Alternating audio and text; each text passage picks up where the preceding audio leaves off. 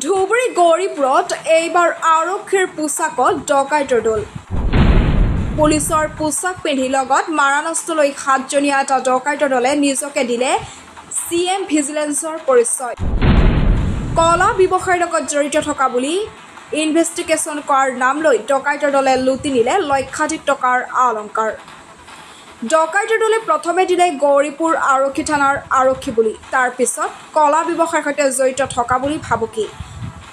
ডকাইতি কৰাৰ এক নতুন কৌশল, হাতে হাতে মাৰানষ্ট ডকাইতৰ দলৰ পিন্ধনত হাকী পোছাক, মুখত মাস্ক। গৌৰীপুৰৰ ঘেগেৰ আলগা গাঁৱৰ ৰফিক আলী নামৰ ব্যক্তিজনৰ ঘৰত এই চাঞ্চল্যকৰ ডকাইতিৰ ঘটনা।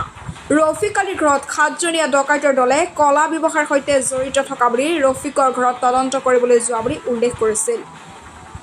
কিন্তু কিছু সময় নাটকীয় তদন্তৰ পিছত ৰফিকৰ নগদ ধন, ঘৈণীয়েকৰ অলংকাৰসমূহ জব্দ কৰে। কিন্তু পৰিয়ালৰ লোকে চিজাৰ লিষ্ট বিচৰাত পুলিচৰ ওপৰত থকা ডকাইতৰ দলটোৱে গৌৰীপুৰ থানাত আহিবলৈ নিৰ্দেশ দিয়ে। এতিয়া সমগ্ৰ বিষয়টো অৱগত হোৱাৰ পিছত গৌৰীপুৰ আৰক্ষীয়ে তদন্ত প্ৰক্ৰিয়া আৰম্ভ কৰিছে যদিও এতিয়ালৈকে কোনো ক্লু লাভ কৰা নাই আৰক্ষীয়ে। কিন্তু এনে চাঞ্চল্যকৰ ডকাইতৰ ঘটনাই চাঞ্চল্যৰ সৃষ্টি কৰিছে অঞ্চলটোত।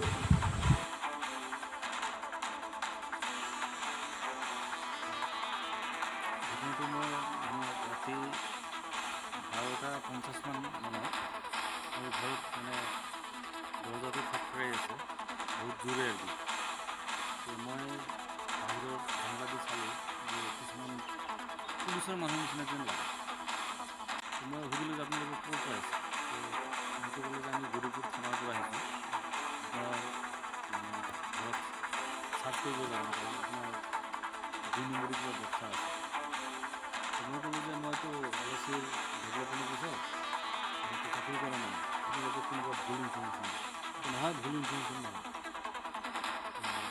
আমি ৰাইট ইনফৰ্মেশ্যনতে আহিছোঁ, আমাৰ খবৰি আছে, সিহঁতে খবৰ দিছে, তো সেইটো হিচাপত আমি আহিছোঁ, আপুনি কাইণ্ডলি দৰ্জাটো খোলক, আমি খালি চাৰ্চটো কৰিম আৰু।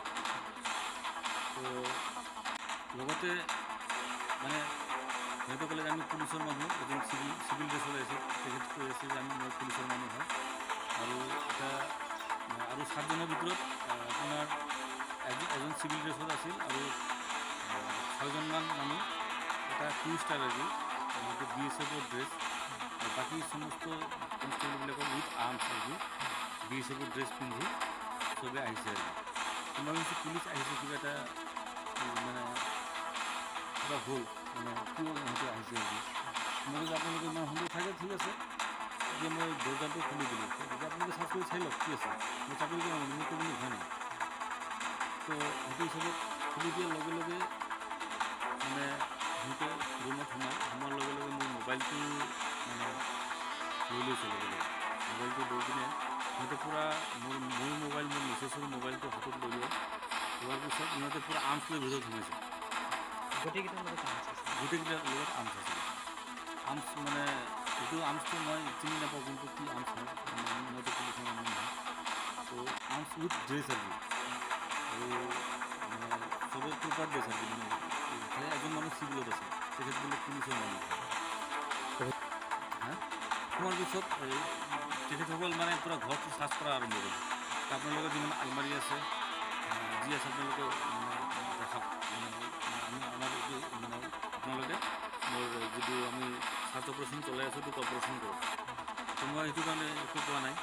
পিছত চাৰ্চ কৰি কিনে মোৰ বাকী আলমাৰী চালমাৰী যিবিলাক আছে চব খোলাইছে, খোলাৰ পিছত একোতো নাপাল। পিছত মোৰ এটা আলমাৰীত মোৰ মানি বেগ আছিল, মানি বেগত টকা আছিল 10,000 মান, মানি বেগত মোৰ ATM কাৰ্ড আছিল, ড্ৰাইভিং লাইচেঞ্চ আছিল, PAN কাৰ্ড আছিল, আধাৰ কাৰ্ড আছিল, সেইটো সিহঁতে কাষ্টডিত লৈ লয়। তাৰপিছত মোৰ মিছেছৰ গহনা আছিল, পিছত আপোনাৰ সিন্দুকৰ সেইটো খোলাইছে, মিছেছৰ গহনাটো সিহঁতে কাষ্টডিত ল'লে, আপুনি সুদৰ ব্যৱস্থা কৰে, আপোনাৰ গহনা ইয়াতে ৰাখিছে, আপুনি সুদৰ ব্যৱস্থা ক'লে যে আপোনালোকে গহনাটো কিয় লৈ আছে, গহনাটো মানুহেতো নিজৰ ঘৰৰ গহনাটো ঘৰত ৰাখে, নহয় আপোনাৰ 2 নম্বৰী ব্যৱস্থা আছে, সেইটো গহনা আপুনি নিজে ৰাখিছে। তাৰপিছত সিহঁতে গহনাটো ল'লে, গহনাটো লোৱাৰ পিছত আপোনাৰ মোটামুটি 10,000 মান কেছ আছে, আৰু মোৰ মানি বেগ, ATM কাৰ্ড, PAN কাৰ্ড, আধাৰ কাৰ্ড চব সিহঁতে লৈ গৈছে।